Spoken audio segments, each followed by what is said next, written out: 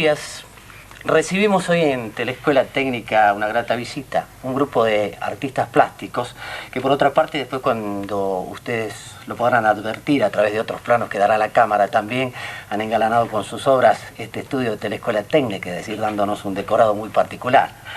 Digo un grupo de artistas plásticos y como todo grupo inevitablemente y afortunadamente se compone de individualidades. De individualidades que en este caso bueno, os voy a pasar a presentar, o mejor que se presente cada uno de ustedes en particular para que después empecemos a entrar directamente en tema. Julián. Mi nombre es Julián Agosta y soy escultor. Bueno, muy buenos días. Alberto del Monte y pintor. Pintor. Y buenos días. Buenos días. Buenos días, yo soy Adrián Dorado, pintor y escultor. Bueno, muy bien, como decía, falta un integrante del grupo, ¿no? Adolfo Negro. Adolfo Negro que no sí, podía venir, pintor. lamentablemente No hoy en el día de hoy. ¿Ustedes hablarán por él o lo dejamos pasar? Trataremos. No, hablaremos de él mejor. Bueno, macanudo. Como decía, todo grupo se compone afortunadamente de individualidades, pero individualidades que para constituirse en grupo indudablemente tienen que encontrar un denominador común. ¿No es así, Julián Agosta? ¿Qué es esto del Ojo del Río? Bueno, es un grupo integrado hace ya bastante tiempo, si puede ya bastante tiempo, hace un año aproximadamente, en que distintas alternativas nos fue juntando como para trabajar con un mismo concepto filosófico, ideológico, humanístico, como es la reivindicación de las culturas precolombinas, digamos como punto de partida del origen del grupo, ¿no? Del Monte, esto del Ojo del Río tiene que ver con una postura, es decir, tiene que ver con que se toma una distancia desde el río para mirar o es una figura más ideal, digamos, menos gráfica. Es una mezcla de símbolo y realidad. Ajá. Porque el ojo es un poco aquello que ve y el río es un poco el río de la Plata, ¿no? Claro. Es decir, es la mirada nuestra desde aquí. Así que es un símbolo del ojo, pero el río es una realidad. Y el ojo también es una realidad, ¿no? Claro. No sé si fue, bueno, no voy a hacer ningún alarde. Alguien dijo que el primer punto de partida para entender el mundo es el ojo de uno, ¿no? Seguro. Es decir, indudablemente. Ustedes constituyen aquí un ojo común. Para ver a Suramérica. Tenemos una conciencia común, digamos, el ojo como símbolo, digamos, yo lo reduciría, porque siempre es reductivo, ¿no? Cualquier interpretación de un símbolo, pero bueno, sería una conciencia común. Claro. Una conciencia desde el Río de la Plata, ubicándonos desde aquí, mirando al resto del mundo desde aquí, con una mirada particular, ¿no? Claro. Una mirada propia. De rescate, fundamentalmente. El planteo sería un poco así, yo te diría una suerte de mestizaje donde se fusiona la contemporaneidad, es decir, la visión universal del arte contemporáneo, digamos, con una investigación profunda en lo que fueron nuestras raíces culturales, americanas en particular, sobre todo las sudamericanas, ¿no? La región andina. No con el ánimo de seguir sistemática y matemáticamente una serie de preguntas, pero vos hiciste mención a que este grupo funciona desde hace bastante tiempo. ¿Cuándo nació el grupo? Si se puede llamar bastante tiempo, digamos un año o un año y medio. Es decir, nuestro conocimiento es anterior y a través del acercamiento y a través de conversaciones nos dimos cuenta que podíamos trabajar en grupo por la afinidad en cuanto a lo que explicaban ellos mismos, ¿no? Y a través de muchas reuniones, discusiones y acuerdos, logramos conformar el grupo sobre una muy firme base ideológica en cuanto a, así como decía Dorado, la actualización de otras culturas y el estudio, ¿no?, de los orígenes. Claro, claro. Y este trabajo que ustedes realizan se une a través del concepto solamente y las individualidades transitan su realización, o también aborda o intenta abordar trabajos en forma más colectiva, en forma más común. Me toca a mí contestar. No importa. porque habitualmente nos sobrepasamos así cuando queremos contestar uno a los otros, entonces es casi el orden te diría que es lógico, o está bien al menos. Yo creo que partimos en esta primera muestra de hechos individuales que se complementaban perfectamente entre sí.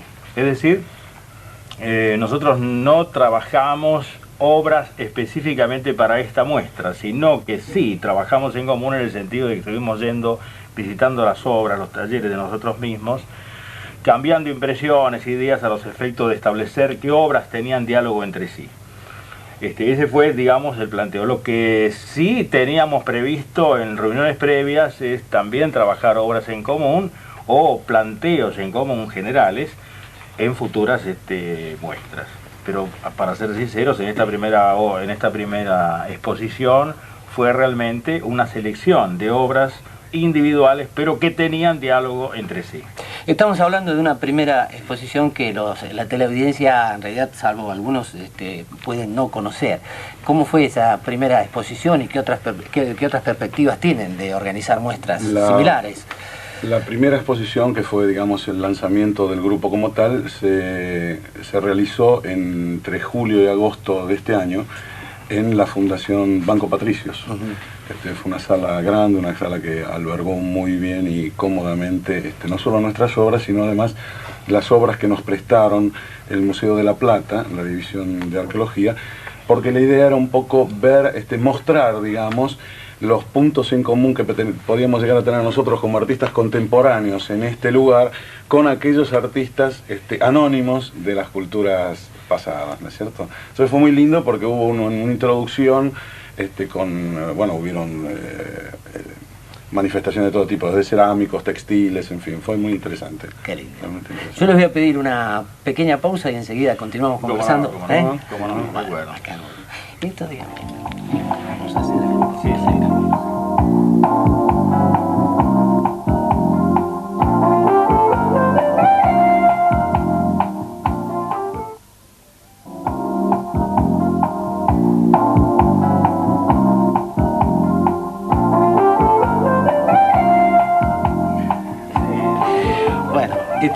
Seguimos dialogando acá con los amigos, compañeros Julián Agosta, escultor, Alberto del Monte, pintor, y Adrián Dorado, pintor, escultor, y con un ausente, Adolfo Nigro, que es la cuarta pata de la mesa que constituye este grupo, El Ojo del Río, que, como vimos en la primera parte del programa, se unen a partir de un denominador común, de un concepto común, de una necesidad común, ¿no es cierto?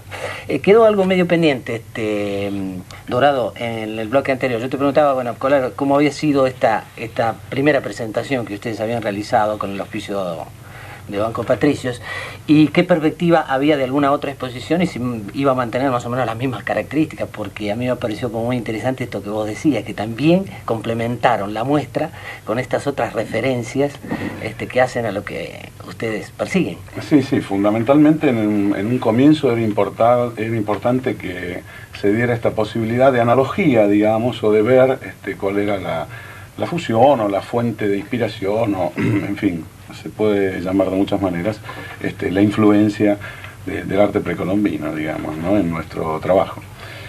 No sé si en el futuro, digamos, se reiterará esto de hacer el paralelismo entre... Pero bueno, esto habría que ir viéndolo según se vayan dando las cosas, ¿no? Hay un par de proyectos interesantes. Permitime por esa suerte de cábala no contarlo porque somos todos... Me parece bárbaro, para no gastarlo de antemano. No lo gastemos de antemano. No que creamos en las brujas, pero existen. El Monte Dorado hacía una referencia acá que seguramente no es difícil coincidir en un punto de partida. Digamos, cuando se adopta una postura ética frente a lo que uno quiere expresar artísticamente, ¿no? Y en este caso sería bucear en las culturas precolombinas. Pero lo que sí de repente puede empezar a ser un punto de discusión y un punto de óptica distinta es de qué manera se transita esta búsqueda y se traduce en un presente, ¿no es así? Sí, yo creo que en este punto también nosotros coincidimos bastante. Es decir, no tomamos las culturas y los objetos que se dieron en los pueblos de América como elementos en el cual nosotros queremos de alguna manera reciclar o tomar, sino que realmente lo que nos interesa es ir acercándolos al espíritu con que fueron creadas esas obras, con lo cual significa que también nos acercamos o intentamos acercarnos a las formas de vida, a las formas de relación del hombre con el hombre que se tenía en América. Es decir, ponemos en tela de juicio al adoptar este tipo de cosas también buena parte de las derivaciones que ha tenido la cultura de Occidente.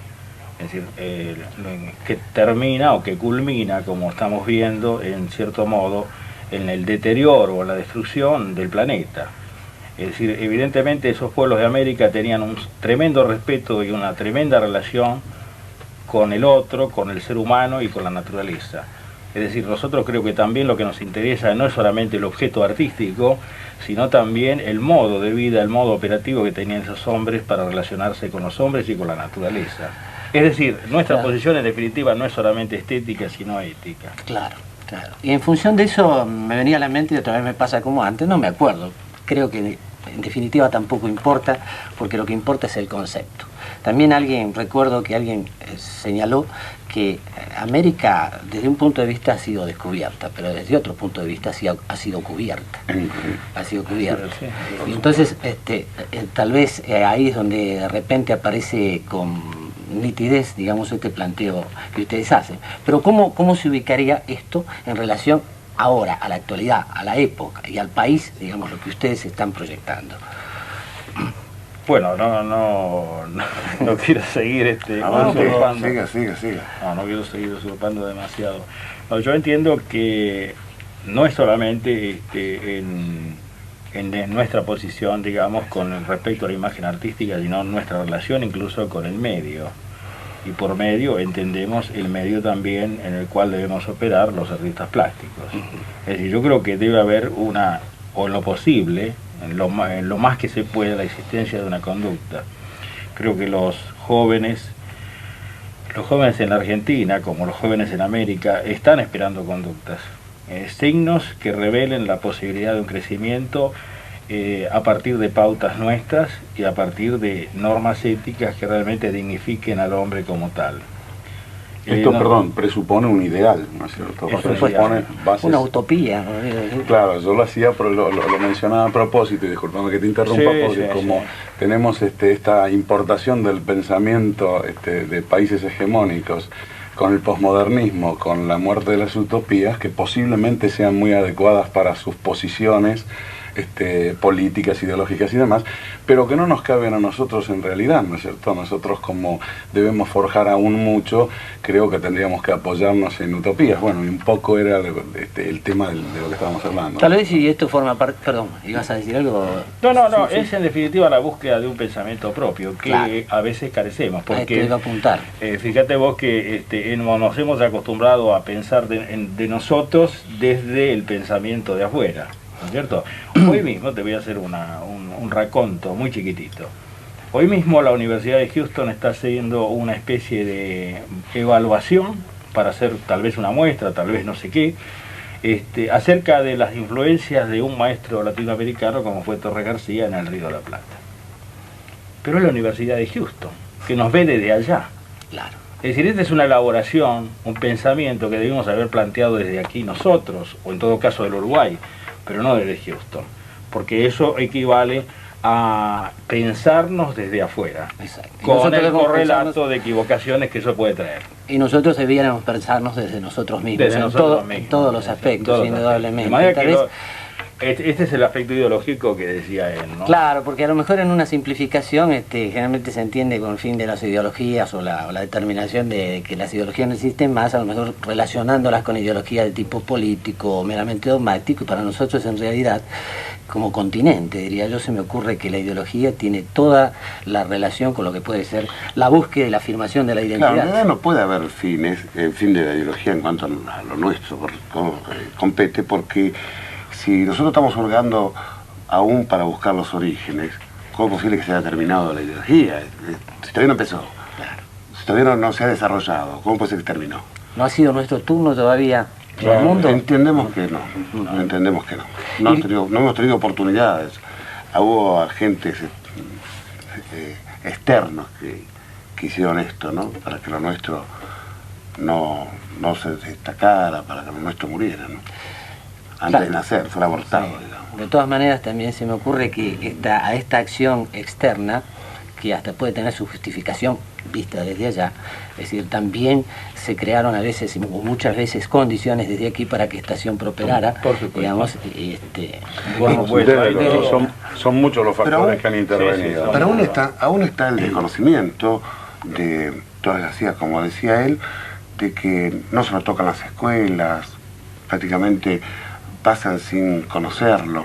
Después con los años uno va descubriendo que existió un gran maestro que se llamó Torres García, el único Bueno, esto es creador de porque una estábamos escuela. hablando, pero también está Gambartes, nuestro Está Gambartes, Gambartes, que debió luchar solo prácticamente en el litoral en un momento de la pintura argentina que transitaba por otro lado en su mayoría, ¿no? O por lo menos el gusto del espectador, el gusto general.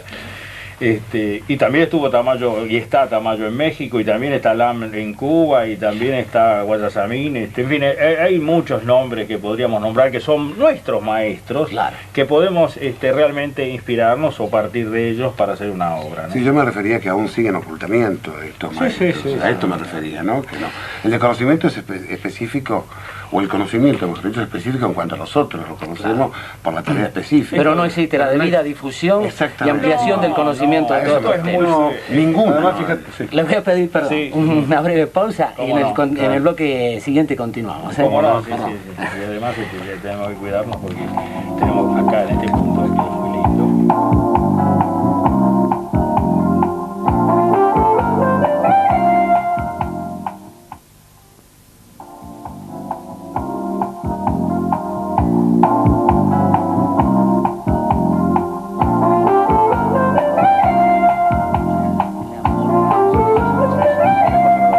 No, a mí también. Bueno, estamos apasionadamente conversando. Ustedes saben que el tema, lo pueden advertir, da para mucho, y que estamos con estos artistas plásticos precisamente apasionados con algo que nos conmueve inevitablemente. Esto es así, porque además esta identidad de la cual hablamos empieza a surgir en la medida en que vamos profundizando, nos vamos tirando a la pileta, como se dice vulgarmente, ¿no? Una pregunta que quería hacer a Agosta, por ejemplo, o no sé, o cualquiera de ustedes. La elección de los materiales, la elección, en principio de los materiales, no solo de los materiales, sino de una estética determinada, ¿se corresponde con esta postura ética? ¿Es una elección de tipo más individual o hay un sacrificio? Digo, esto es lo que quiero decir, si hay un sacrificio por parte del artista en cuanto al material a elegir en función del objetivo a conseguir. No. Todo está ligado entre sí. La elección del material, la motivación que uno necesita para trabajar en ciertas figuras, todo tiene algo que ver. En el caso particular, por supuesto, uno se siente más cómodo trabajando en un tipo de material determinado. En mi caso particular, yo prefiero trabajar con materiales que considero vírgenes, por decirlo de alguna manera, que son minerales. Yo trabajo mucho hierro, evito las aleaciones, evito los materiales sintéticos, que se consustancien más realmente con la tierra, con el mensaje que queremos dar. Por otra parte, necesitamos amamantar. Con ese producto primal de la tierra, con Primal, exacto, a esto me refería. De repente hay una ¿No? búsqueda también en este No, sentido. Sí, y ahora sí voy a particularizar. En el caso mío hay toda una cosa volitiva, digamos, en tanto a la elección del material. Yo trabajo muchas veces con materiales que ya han sido usados, es decir, reciclo el material, precisamente apuntalando un poco esta condición, ¿no? En una oportunidad tuve la visita de un marciano norteamericano que vio que yo hacía lo que se llamaba el arte pobre, digamos, ¿no? Encuadrado dentro de lo que podía ser el arte pobre por el rescate de algunos más. Y yo le pregunté, ¿y qué es lo que podemos hacer desde Latinoamérica? ¿No es cierto? Y me dijo, buena pregunta, porque nosotros grandes inyecciones de acrílico no podemos hacer porque no tenemos inyectoras de... Entonces, bueno, va un poco la condición nuestra, dada con esta posibilidad de revalorizar aquello que aún que ha sido usado para otra cosa y demás, ¿no es cierto? Esto sería indisolublemente a otro concepto que es el de bucear o ahondar en el campo de lo popular, tan, digamos, menospreciado, menoscabado durante largos periodos de nuestra historia. Esto, digo, para ustedes, ¿en qué medida ahora, en la traducción que ustedes hacen, ¿de qué manera sienten que pueden tener escollos, y no de tipo personal en cuanto a lo que ustedes realizan, sino de medio, por ejemplo, para comunicarse y establecer un vínculo con la gente a la cual indudablemente ustedes buscan llegar? Esto creo que es un tema ya demasiado largo para explicarlo así en breves minutos, porque tiene muchas variables. Es decir, por un lado, sin duda el artista contemporáneo, creo que usted sabe que digamos que el que pinta un cuadro o hace una escultura, en definitiva, es un comunicador. Así es. Y el espectador es un receptor. En el medio hay un canal por el cual se transmiten esas cosas. Es decir, yo creo que el artista plástico contemporáneo todavía utiliza elementos para canal, es decir, donde transmitir esos mensajes que ya empiezan a ser inadecuados. Ese es un factor. Este es un factor. Después podríamos hablar de la falta de difusión, podríamos hablar de muchas cosas, pero evidentemente nosotros seguimos recurriendo al tema galería. Y el tema galería es un tema que comenzó en el siglo XIX, o sea, es un instrumento del siglo XIX que se sigue manejando con los horarios del siglo XIX para gente que no trabaja. Claro. Por lo tanto, nos encontramos con elementos que han quedado un poco en desuso. Es decir, falta una adecuación de medio. Ahora, también tendríamos que hablar de forma y contenido, tendríamos que hablar que para el arte de esos pueblos, el objeto cultural era propiedad del mismo pueblo, que hacía uso, ¿no es cierto? Y que de pronto en nosotros se ha transformado y hay una diferenciación, porque se ha transformado en lugar de un valor de uso en un valor de mercancía. En fin, hay muchos factores que podríamos hablar que no va a dar lugar en los pocos minutos que tenemos.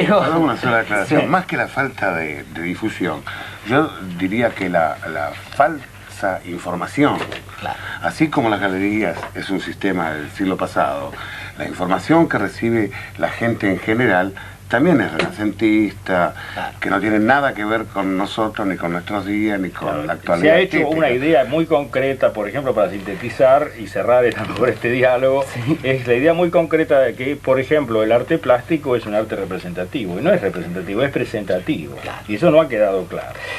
Lamentablemente, y me hacen señas desesperadas, pero vos, Del Monte, lo has dejado abierto el tema, realmente lo has dicho, esto es para largo, y esperamos tener la oportunidad de contar con este grupo y también con la presencia de Nigro en la otra oportunidad en que volvamos a reunirnos. Así que yo les agradezco mucho a Julián Agosta, a Alberto Del Monte y a Adrián Dorado, en nombre de toda la gente de Telescuela, esta presencia y este enriquecimiento que se nos ha producido a partir de este diálogo. Bueno, gracias a ustedes también por habernos invitado. Gracias. Gracias.